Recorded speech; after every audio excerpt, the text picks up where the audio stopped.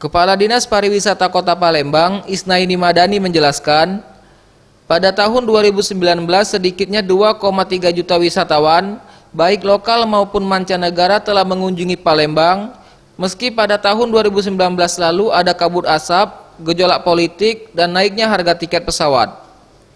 Selanjutnya pihak Dinas Pariwisata Kota Palembang optimis jika di tahun 2020, jumlah kunjungan wisata di Kota Palembang dapat melampaui jumlah kunjungan di tahun 2019.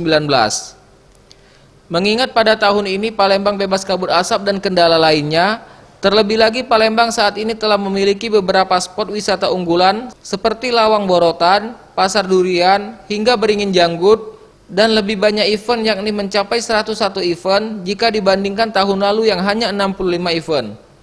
Di tahun 2020, kontribusi dari pariwisata dengan harapan kita semakin banyak devisa bertambah, semakin banyak wisatawan yang hadir di Palembang, semakin lama length of stay, semakin banyak destinasi yang kita ciptakan, semakin banyak atraksi yang kita buat. Itu saja. Tim Liputan Sriwijaya TV.